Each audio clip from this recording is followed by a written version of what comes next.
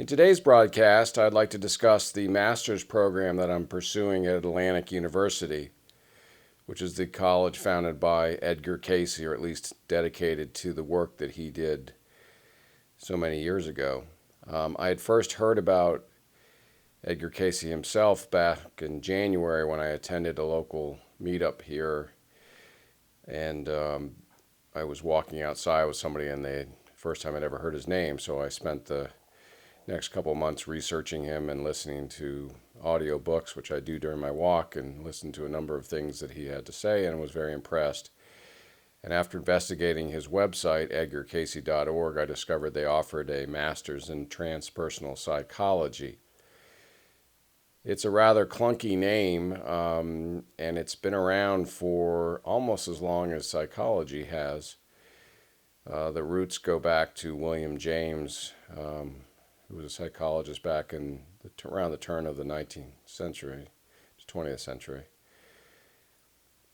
And it never really found a full home in psychology since it dealt with things that were outside of the studyable or research replicable areas, such as spirituality and prayer and the impact that has on the human person, as well as more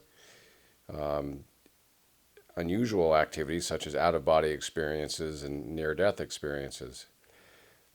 So what has occurred in more recent times, starting probably in the 60s, was an effort to study these phenomenon more scientifically, and transpersonal psychology is really just that. It's a scientific study of spirituality or human consciousness. And it was a movement that started around the 60s in California, and they were trying to see how they could approach this type of activity and see its impact on the human person, as well as try to fold it into this branch of psychology. I began with an introductory course in April, these semesters run 12 weeks, which is a good exposure to what the course matter is all about. But what I've found now, 5 courses in, while there is a educational component to this pursuit, there's also a personal component as well. In fact, the concept is they want you to transform as well as you learn these concepts. So after the introductory course, I took 2 courses over the summer for the summer semester. And the first was dealing with spiritual crises, those people who may have, for whatever reason, it could be a crisis in their life, it could be something that triggers a Kundalini awakening, for example. It could be a lot of things, a loss of a job, a separation. But there will be people that will manifest with types of behaviors that might get them committed to a mental institution, for example. And unfortunately, our modern medicine's approach is essentially to put these people inside institutions and then get them on a whole bunch of pharmaceuticals, which is really the opposite of what should be happening. If you allow them to go through these experiences naturally, with enough support around, they can be very, very life-changing and transformational experiences. The challenge is how to separate that type of spiritual emergency from an actual mental illness, such as schizophrenia. And that's some of the things that we're trying to do, is to understand the differences so we can hopefully someday be more effective at dealing with people that do manifest with these types of symptoms. The other course that I took dealt with, it was a 3-part course. The first part was looking at meditation and trying to develop yourself a practice around these lines, but also it was an education in terms of the benefits of it. The second part was a 4-week program focused on dreams. A person named Henry Reed put together a 4-week study guide where you approach your dreams with a specific question or quest, as he calls it. In my case, I was trying to figure out a second career of sorts that I could go into, And actually, these broadcasts in my website was the outbirth or outcome of that dream study. But what I noticed was that as I went through that 4 week process, the number of dreams I had really dramatically increased. I had at least one a night, in some cases three, that I actually recall. And so that gave me a lot of information. And there were techniques along the way that to help stimulate your recall of the dreams, and that certainly worked for me. So I had a lot of material to work through, and it was a really useful way to see how dreams can be a very powerful tool in your own development and your own approach to life.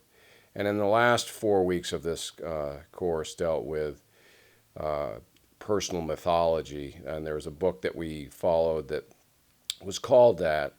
And essentially what it does is try to, through your own historical look at your family, identify where stories that you've heard and that you've been exposed to and that have helped form you as a child, where they may no longer be relevant as you become older and more transformed.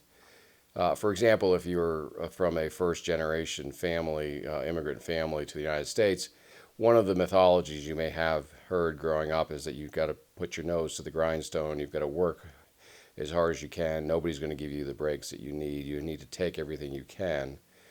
And that's all fine and good when you're trying to build up yourself economically, etc. But when you get to be later on in life, these may be messages that may be causing you a lot of stress. You may not know when it is time to relax. You may not be used to going to types of things like meditation and other things that can help recharge your battery. So that's just a quick example, but everybody has their own stories that they grew up with. Everybody has their own mythology, and the key there is to take a look at it. The fall semester, which began at the very end of September, is roughly 3 weeks in, and I'm taking 2 additional courses now. These are much more scientific oriented. The first is looking at research and the role research plays in the field of transpersonal psychology. One of the important components of this field is that it wants to be scientifically based. Obviously, there's a lot of skeptics out there in terms of the role that human consciousness plays. There are a lot of doubting Thomases out there about things such as near-death experiences and out-of-body experiences. And so this field does a lot of focus to try to make sure that it's scientifically rooted.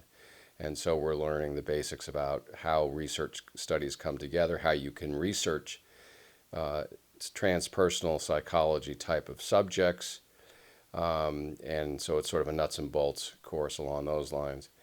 And then the 5th course, my last course that I'm now taking as part of the fall semester, is a course that is dealing with transpersonal psychology overall. It's an introduction to the actual field itself, looking at historical information such as William James that I mentioned, how this field came about. And in terms of fields of study, it's a relatively new one, as I indicated.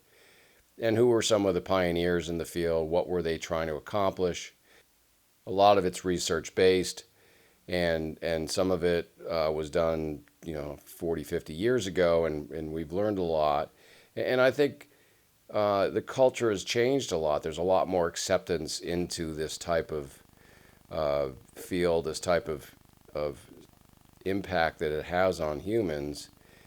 And I think they're more open to discussing what role, for example, prayer might play or meditation might play.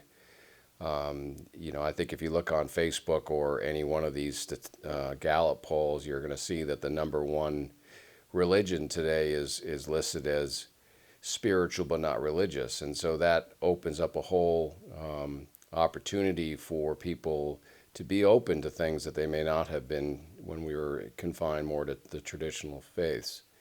And so I think it's an exciting field. I think it's wide open. It really is anything that you want to make it. And again, as they stress, one of the important things as I go through this is that I'm learning techniques that can help me transform as a person. And so that's a very powerful part of this. And then hopefully I'll be able to help others along the way. If you want more information, you can check out my website, craigericardson.com. I've put a number of articles from materials I've written as part of my coursework, and it'll give you a flavor for what this transpersonal psychology field is all about. Thank you for watching.